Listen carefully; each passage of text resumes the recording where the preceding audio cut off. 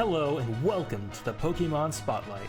My name is Hwaybert and today's episode is featuring Snorlax the Sleeping Pokemon.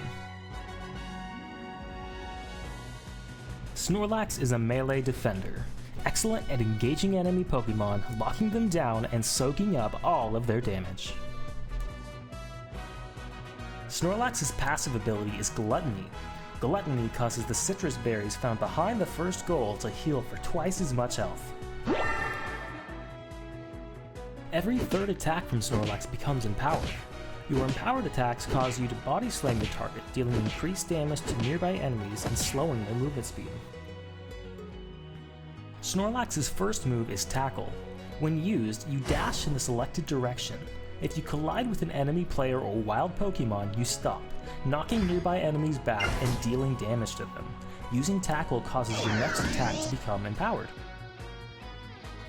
Snorlax's second move is Rest. Rest causes you to lay down and become unable to move for 4 seconds. While laying down, you restore 30% of your maximum health and enemies are unable to pass you. At level 6, you can upgrade Tackle to either Heavy Slam or Flail. Heavy Slam causes Snorlax to leap to the target area, dealing damage to enemies in a radius and knocking them into the air. Flail increases Snorlax's movement speed and significantly increases Snorlax's attack. The attack boost is larger the lower Snorlax's health. At level 8, you can upgrade Rest to either Block or Yawn. Block causes Snorlax to form a wall in front of him. This wall prevents enemies from walking past, knocking them back and granting Snorlax a small shield. While using Block, Snorlax is unable to turn but can move at reduced speed, allowing him to push enemies around. Yawn causes Snorlax to yawn in a target direction. Any enemies hit by Yawn fall asleep for 2 seconds. Damage does not break the sleep. Snorlax's Unite move is Power Nap. Snorlax lays down on the ground, restoring a significant amount of health over 4 seconds. While sleeping, Snorlax snores, dealing damage to enemies in a radius around him. You can reactivate Power Nap, causing Snorlax to roll over, dealing damage to enemies in his path. Use your empowered attack before using Tackle, allowing you to get 2 empowered attacks off back to back.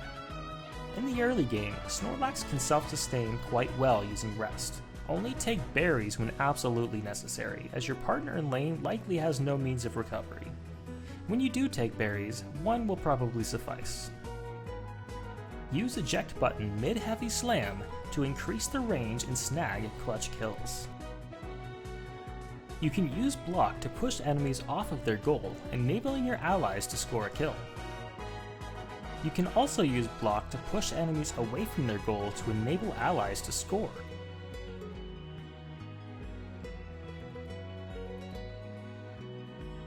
You can use Block to push an enemy into a wall, holding them there for up to 4 seconds.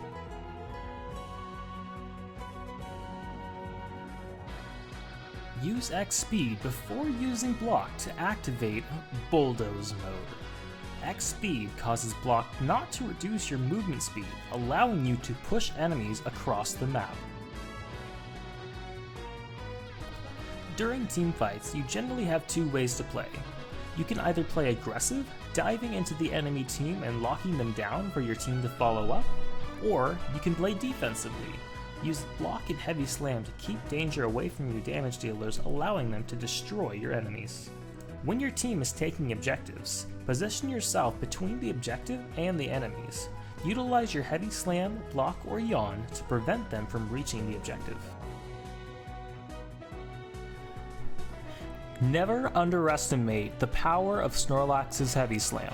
I can't tell you how many times I've stolen Zapdos, Dreadnought, or Rotom, diving in with Heavy Slam and taking that last hit, and winning games because of it.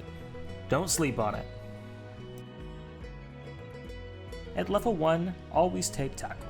At level 6, I'd recommend taking Heavy Slam. And at level 8, I'd recommend taking Block.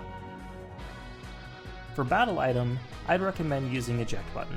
Eject button is just all around the strongest and most reliable choice.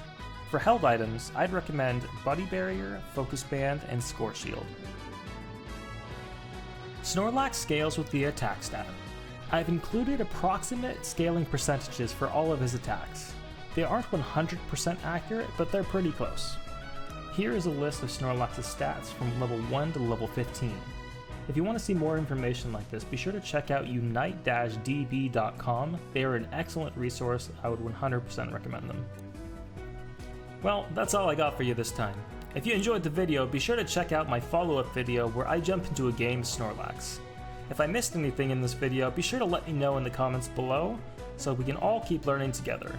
And until next time, thanks for watching.